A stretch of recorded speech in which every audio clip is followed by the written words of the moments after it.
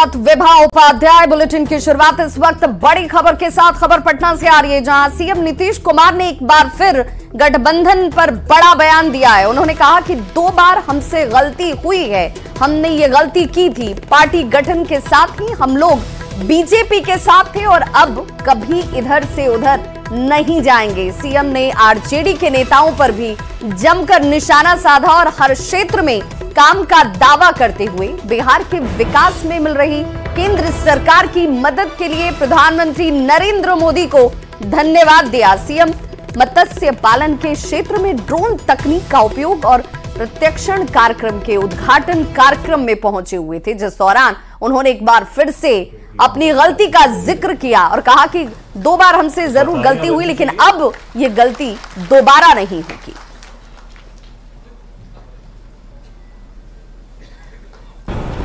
बहुत बड़ी हमको खुशी हुई है जो हमारे साथ, और ये जब बने हैं मंत्री और यहाँ पर आकर के इसको कर रहे हैं, मैं सचमुच उनका मैं अभिनंदन करता हूँ। और जो राज्य में होगा उससे भी ज्यादा और बढ़ेगा और सब कुछ होगा, केंद्र सरकार को का मैं अभिनंदन करता हूँ और नमन करता हूँ और सब कुछ होगा। हम लोग तो भाई गलती करवे किए थे, 2 बार हम इधर उधर चले गए थे, शुरू से साथ थे। आप बोलिए राज से साथ थे, हम लोग अपना पार्टी बना था और सब दिन हम साथ थे। यहाँ भी चले और खूब अच्छा काम किए। तो 2 बार 1.5 महीना जो हम गड़बड़ हो गया, और सब तो खूब गड़बड़ करता है, अनाप शनाप करता है। अब कभी इधर उधर हम नहीं जाएंगे, जो हमारा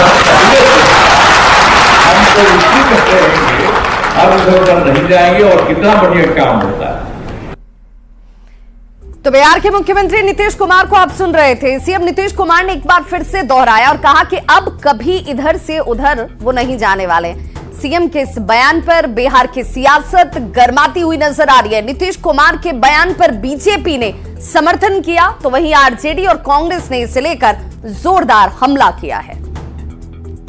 मंत्री जी विकास के साथ हैं, और जो पार्टी विकास में, बिहार के विकास में शामिल है, जो जिनकी सोच बिहार के विकास में शामिल है, जो बिहार के लिए जीते हैं, बिहार के लिए मरते हैं, उनके साथ हैं। आज तो स्पष्ट कर दिए कि गलती से हम उसके साथ गए थे तो गड़बड़ कर रहा था सब, तो हम अब ऐसा दोबारा गलती नहीं करेंगे। सही है कि माननीय मुख्यमंत्री जी न परिवारवाद में रहते हैं, न उनको किसी से मतलब है, बिहार के विकास से मतलब है, और जो विकास की यात्रा में उनके साथ है वो उनके साथ रहेंगे।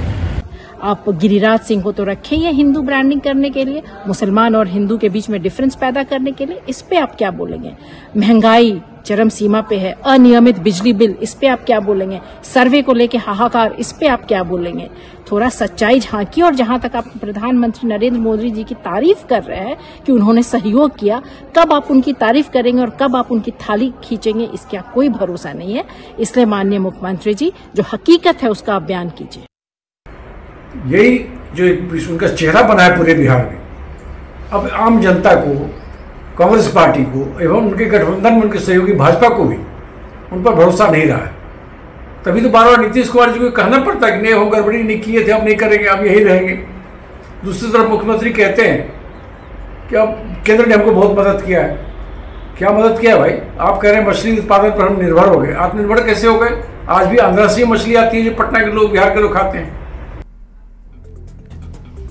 तो नीतीश कुमार का बस ये बयान देना था। इसके बाद बिहार की सियासत अब इसे लेकर गर्म होती हुई नजर आती है, और ऐसे में अब सीधे हमारे साथ पटना से जुड़े हमारे सहयोगी आनंद अमृतराज। आनंद से ही जानते हैं कि आखिर विपक्ष भी ये सवाल बार बार पूछता है कि आखिर नीतीश कुमार को ये बोलने की जरूरत क्यों पड़ रही है। हमने देखा कि हाल के दिनों में, अगर 1 महीने को भी देखा जाए, तो उन्होंने कई जगहों पर, कई मंचों से इस बात को दोहराया कि भाई 1-2 बार हमसे गलती हो गई है, लेकिन अब ये गलती दोबारा या तिबारा नहीं होगी, 2 बार तो हो चुकी है।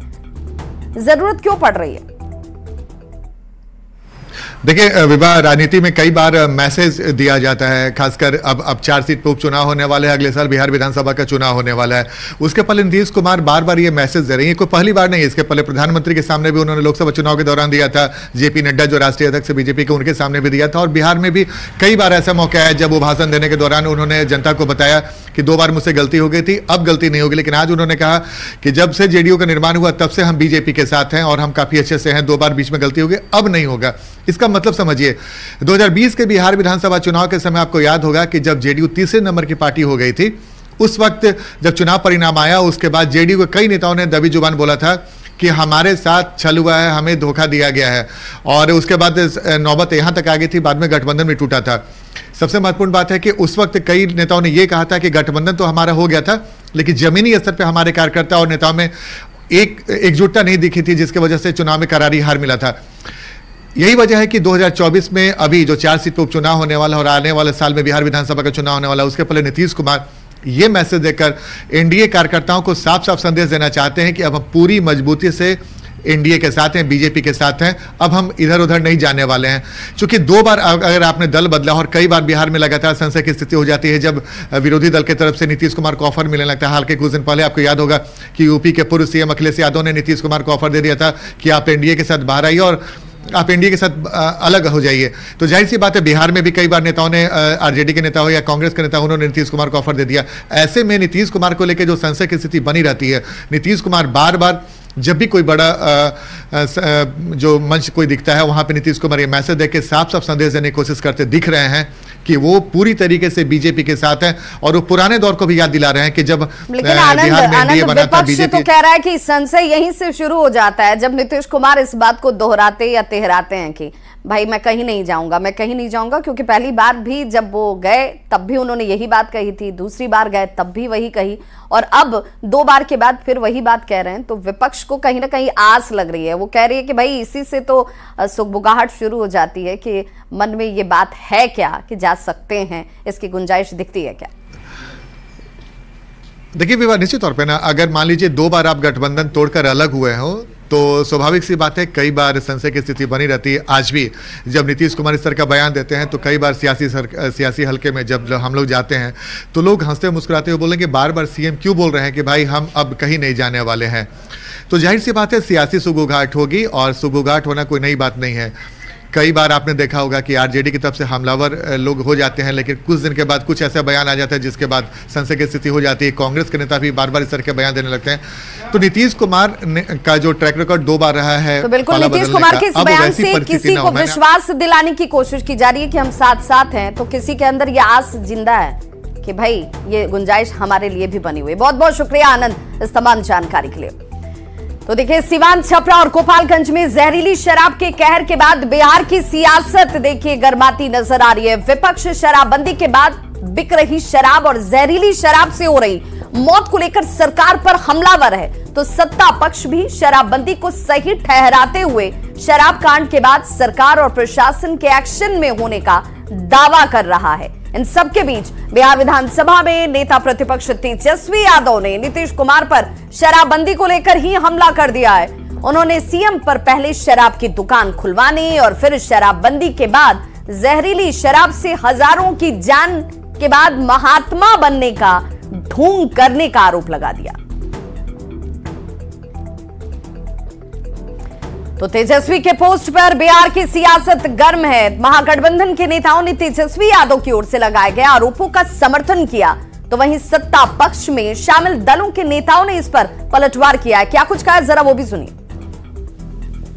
की गई थी महात्मा गांधी के शहादत दिवस के अवसर पर, उसके बाद से बिहार के लोगों ने संकल्प लिया था कि न पिएंगे न पिए देंगे, लेकिन उस मामले पर कहीं ना कहीं सरकार के द्वारा जो कुताही बरती जा रही है, सरकार के द्वारा जो कहीं ना कहीं शराब माफियाओं को संरक्षित किया जा रहा है, उसके कारण इस तरह की स्थिति और परिस्थिति है। में शराबबंदी के नाम पे राजस्व का जो 30,000 करोड़ का घाटा हो रहा है और उसकी जो लूटपाट जदयू के लोग मिलकर कर रहे हैं सरकार के संरक्षण में, इसका जवाब कौन देगा? झूठ मूठ के जो गांधी की विचारधारा को लेके बैठे हुए हैं, असली में वो गुरसे विचारधारा के लोग हैं। अपना काम बनता और भाड़ में जा जनता के सोच पे चलने वाले बिहार सरकार आज बिहार की जनता को त्याग दिए हैं। अगर उनसे ये चीजें नहीं संभलती हैं तो कृपया करके हम बिहारियों को बख्श दीजिए। उस समय यह आंकड़ेबाजी दिखाई नहीं पड़ रहा था।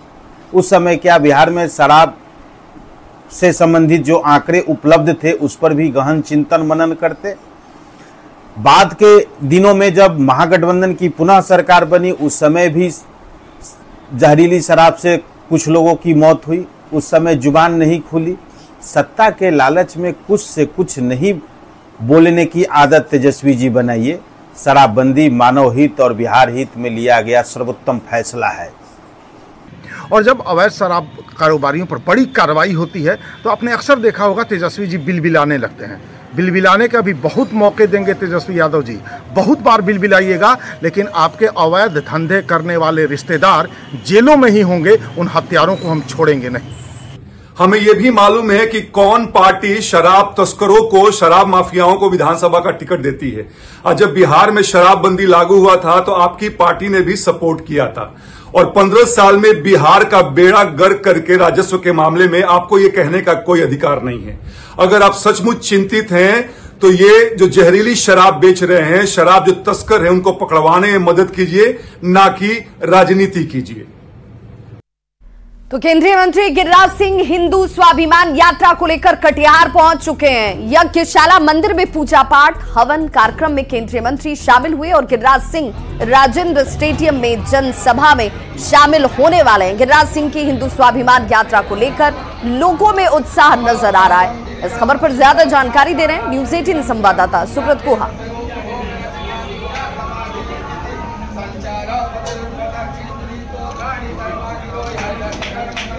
अब कटिहार पहुंचकर आपको दिखाते हैं कटिहार में केंद्रीय मंत्री गिरिराज सिंह जी हवन कार्यक्रम में हिस्सा लिए हैं। पंच पंडितों के द्वारा हवन करवाया जा रहा है। यज्ञशाला का यह प्रतिष्ठित मंदिर है। हवन कार्यक्रम में पंडित दीपंकर जी भी उनके साथ है और देखिए विधान पार्षद अशोक अग्रवाल जी है, पूर्व डिप्टी सीएम तारकिशोर प्रसाद जी है और ये हवन कार्यक्रम फिलहाल चल रहा है। यज्ञशाला का यह प्रतिष्ठित मंदिर है। इस मंदिर में हवन के बाद अब आगे जो गिरिराज सिंह जी राजेंद्र स्टेडियम में जनसभा को संबोधित करेंगे। सीमांचल का यह इलाका है और इस यात्रा का कई मायने हैं। निश्चित तौर पर जो ये इलाका है अल्पसंख्यक बहुल है। ऐसे में लव जिहाद, जमीन जिहाद जैसे मुद्दे पर गिरिराज सिंह अक्सर खुलकर अपनी बातें रखते रहेंगे और अब जनसभा में भी इसी मुद्दे पर गिरिराज सिंह गरजेंगे, ऐसा लोग अनुमान लगा रहे हैं। फिलहाल एक तस्वीर आपको और दिखा रहे हैं। भारी भीड़ अभी से ही मंदिर के बाहर परिसर में भी उमड़ चुका है और जो तमाम जो पार्टी के लोग हैं वो इस यात्रा में अब शिरकत करने लगे हैं। ये एक बड़ा मैसेज है इस इलाके के लिए। कुल मिलाकर ये यात्रा सीमांचल के लिए खास मायने रखता है और इस यात्रा के माध्यम से निश्चित तौर पर राजनीति के साथ साथ कई और समीकरण को साधने की कोशिश किया जा रहा है। सुब्रत, न्यूज़ 18 कटिहार। और सियासी